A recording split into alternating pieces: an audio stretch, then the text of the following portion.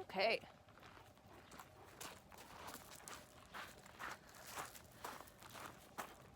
Sit. I've got sit, e-collar box, that beeping sound again so you can see when the e-collar is going off. That way you have a better understanding of how I use it and have a better understanding of how the dog responds to it. Just to reinforce that whole idea that I do not use the e-collar correctively. I do not use it in a punitive way. He doesn't associate it with a punitive form of touch, and it does not change the spirit of the dog. So I've got that piece of information in this video, but we're gonna focus on play, like we talked about yesterday. And I'm gonna be using my place board for the foundation of this activity, because what we focus on when we teach dogs to play appropriately is this concept called contrast building. And I'm gonna go over that here in a second. Let's go. So first I put the dog on plate.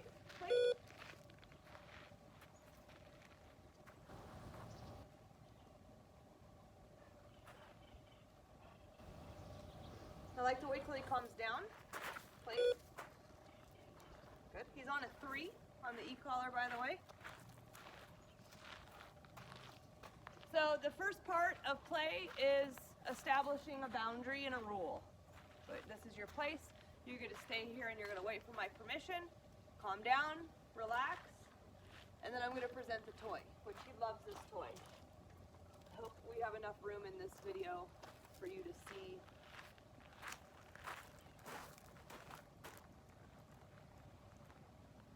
And we'll find out, won't we? We'll have a lot of room here.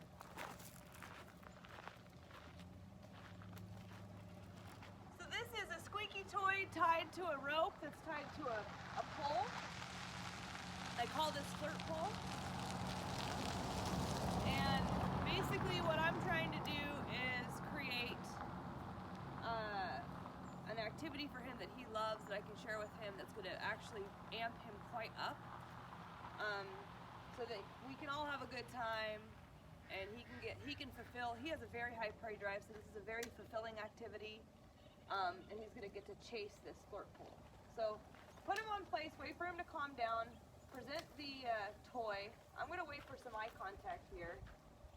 He's a little bit not with me right now, so I need to make sure that the engagement. Hey, good. You want to get it? Get it. Come on. Yeah. And then we're gonna spin this around and he's gonna chase it. Good boy, buddy. Get it, get it, get it, get it. Good boy.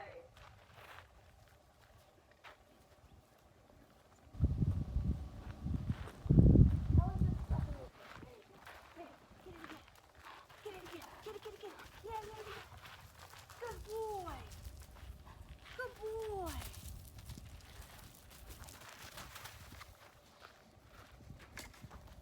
Tusk. Good job, buddy. Now this is where I'm going to start teaching him a different type of command. Leave it. I got to get the leash set up. There we go. So I'm going to say out. Leave it. Please. Good. Good job, buddy. So that way I can teach him, if I need to remove something from his mouth, let's say a bone that he's not normally prone to give over to someone, which I don't know if he does that, but it gives you an opportunity to have a command that actually tells him to drop something from his mouth. Leave it means leave it alone. We're done with it. Come, let's come with me instead. And then obviously place, which we've already gone over. So again, we start on place. I wait for some calm. I present the toy. Then I wait for eye contact. When I get eye contact, dude, you're just gonna fall off. Tilting the board. There you go. That's it. I wait for eye contact. Once I establish the eye contact that I'm looking for, I say, get it. That's the indication that he can chase the flirt pole and have some fun. When I'm done with the activity, I say out. If I need to say leave it, if he tries to go back for it again, I'll say leave it. Let's go, place. Then I start over again. Okay. The part of contrast building that's the most important part of this activity is, apparently we're not on level ground because the play sport's not supposed to tilt up like this. Can you stop?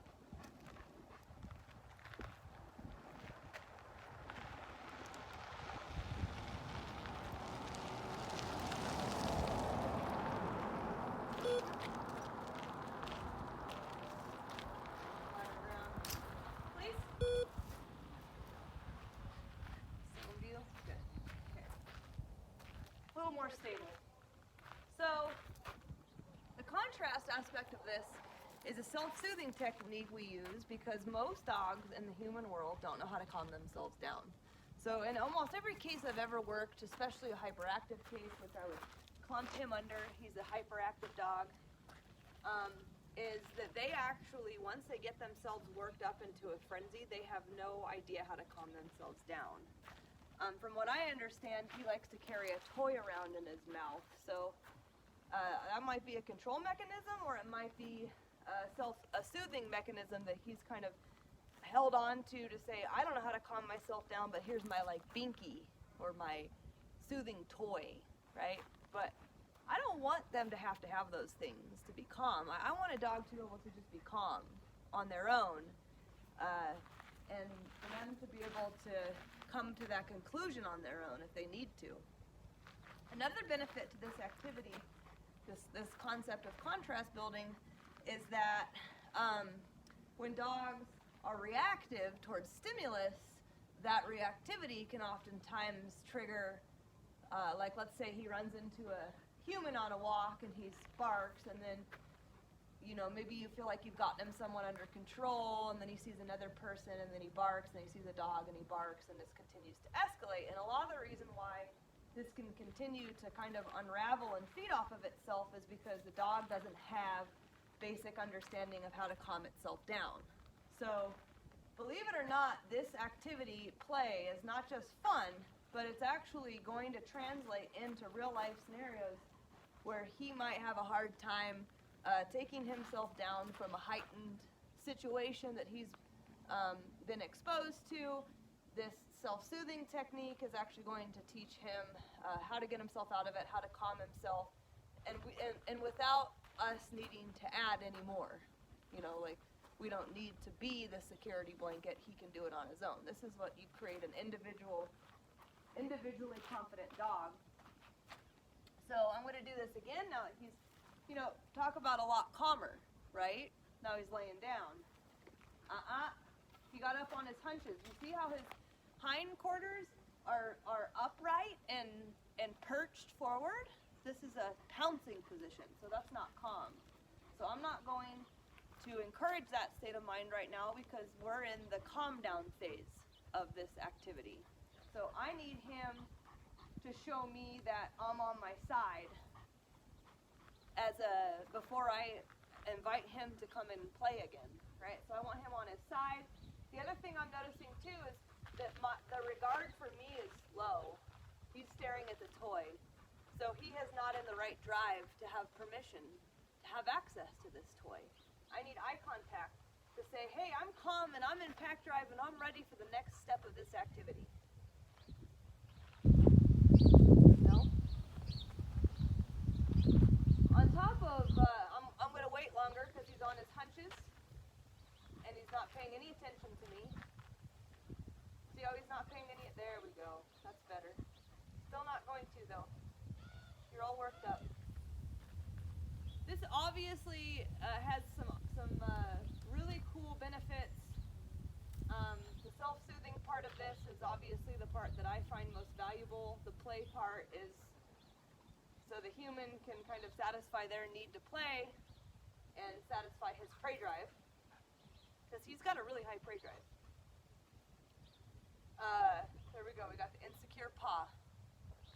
Nothing's even happened, he's just not sure of himself. Leave it. Good.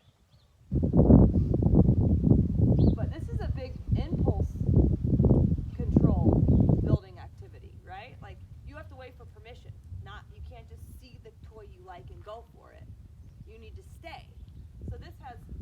tons of benefits, this activity. One of the reasons why I'm not ready to play yet is because he is, one, he's still not completely centered on me. He's kind of worked up, but he's putting his feet on the edge of the placeboard where the bar is, because it doesn't, he can have more of a pouncing advantage if he pulls off that bar. So I really want to see his feet back a little.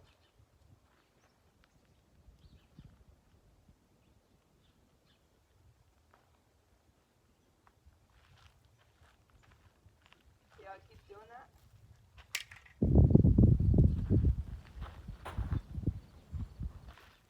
I want more like that.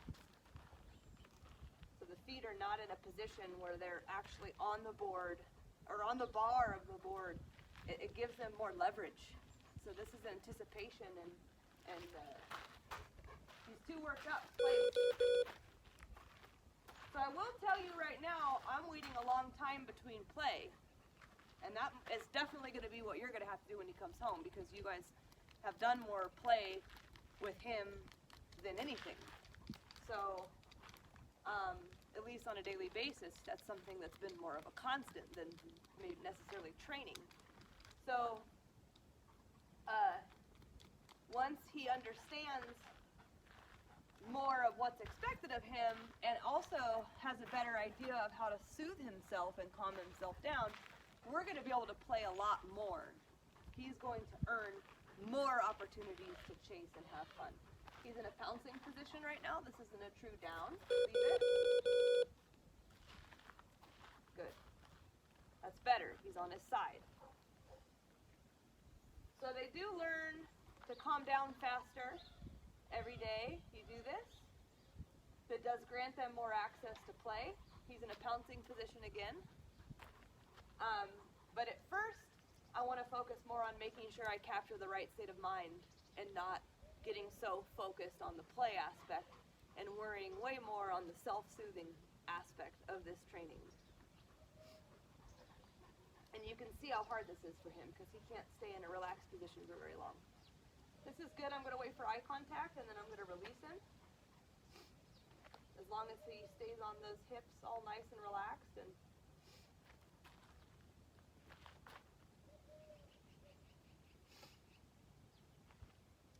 the lack of attentiveness towards me is part of his issue. Right? You can tell he's kind of scouting the neighborhood, and the prey drive towards the toy is still really high. So this is a good activity to build his pack drive, get him to understand where his center of focus needs to be, which is on the handler. His hips look good. Nope. Every time he looks at me, he gets on his hunches in that pouncing position. So he kind of knows what's going to get him released off the placeboard, but he goes into an anticipatory, explosive mode once he gives me eye contact. So I need to pair the pack drive and the relaxation together like that. As soon as I get the eye contact and that, see? There we go. That's good. Get it. Get it, buddy. Get it. Yeah!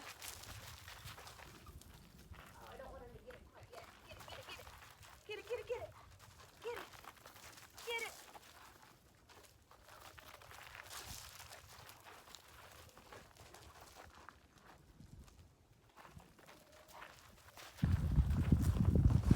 Good job, Tusk. Yeah, good boy, bud. Good boy. This is one of those activities where we can share a bit of excitement with him when he's in that prey-driven mode. Sorry, bud. Just trying to get it. Oh, there you go. Get it, get it, get it. Get it, get it, get it. Yeah, yeah, yeah. Good boy. Good boy. Okay, out. Good. Place. Good boy. Now I can hear it in his breathing. This is adrenaline. Right? I'm worked up. He's at a 10 of excitement. So, if you can think about times that you've heard him breathing like that. A lot of people with these longer haired breeds, let's go.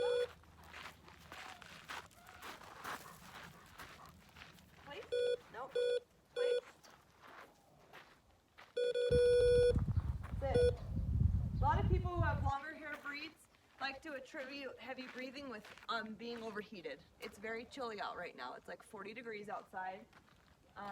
Yes, he is running, but in my experience, the heavier the breathing, the more the dog has anxiety. And if you think about that in terms of a human, when we have anxiety attacks, our breathing changes.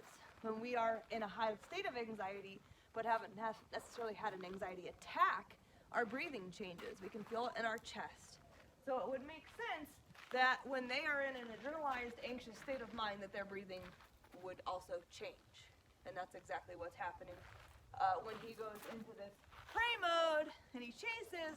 He's naturally going to get really worked up, and you're going to hear that breathing escalate. So we can use breathing as a cue in the future to mark thresholds, right? So if I'm going to approach a person and all of a sudden I hear from my dog, they're kind of telling me they're getting worked up and that it's probably not going to go very well. So his breathing is a huge indicator for what state of mind he's in, which is why I'm bringing it up now that I have heard it in the video. So I'm just going to repeat this over and over again. And what you're going to see him go through is he can't, the lack of focus on his handler, which stems from anxiety, but also a very heightened prey drive, mixed with a little bit of trauma, right? There's no one coming out to get me, is there? Oh shit, I better keep an eye out, you know? That's kind of what I see. A struggle relaxing, which is a huge problem for reactive and aggressive dogs. They have to learn how to relax, or else they're never going to get themselves out of that hyper-aroused state.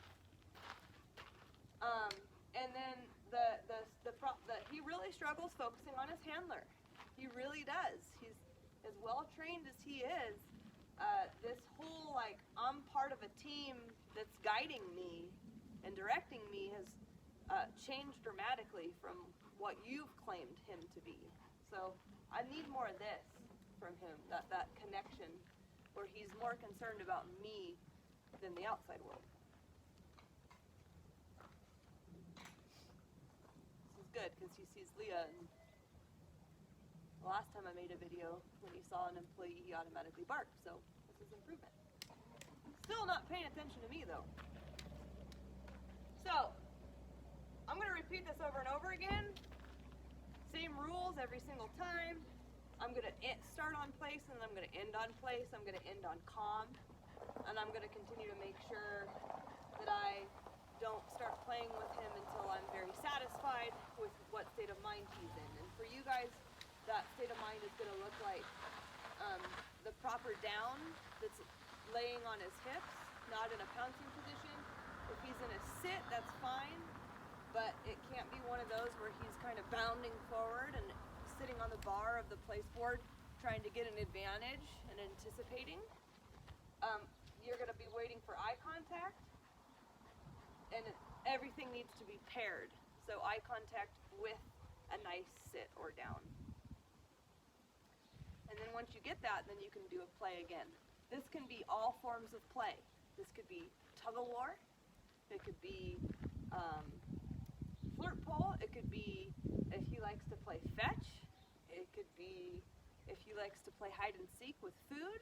Anything that you're doing that gets him excited. First of all, the excitement needs to be in short durations, not long, because that's not fair to the dog, and it gets them really, really worked up for no reason at all, right? You're creating a hyper-aroused state that's unnecessary. So short bits of excitement, long bits of relaxation, and you're going to find that this dog actually starts to develop ability to soothe himself, and we can use play to teach him that. So anytime you're going to get him worked up over anything, you need to be using your place board to create that calm, and how you create the calm is usually just by waiting, and that's hard for people, especially people who are busy. But waiting is key to creating a state of mind that's calm. So I'm going to do one more here.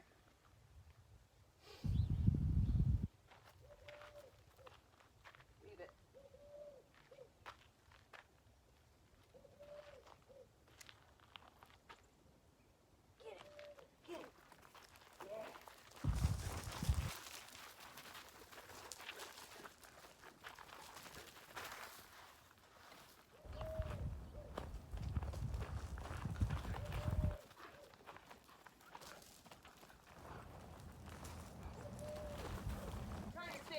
video, so I can create a lot more space with this activity. But I want to make sure you can see it. Good boy. Good boy. Might even play a little tug with him right now. Get it. Get it. Get it. Yeah, get it. Yeah, get it. Good boy. Good boy. Yeah. Good job, bud. All right. Place. He outed it and left it on his own that time. So that's great. So when I'm doing an activity like this, the other thing I don't want to do is overstimulate him. So if I do this for an hour straight, I'm going to have overdone my working session. I really only need to do something like this for 20 minutes. And I gotta make sure I'm ending on calm. So, this is something that you could do every day. Once a day though, just once a day. So, that all the different handlers in his home are gonna have to communicate as to whether or not this has been done, because we don't wanna overdo it. We don't wanna over-adrenalize him through play.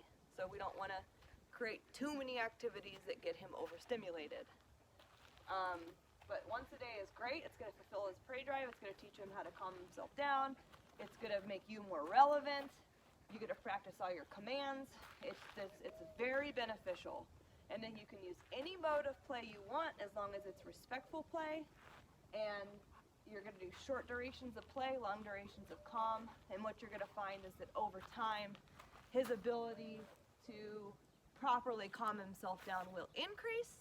So the amount of play in a 20-minute period will also increase, as long as you make sure he is all the way calm at the end of every single activity.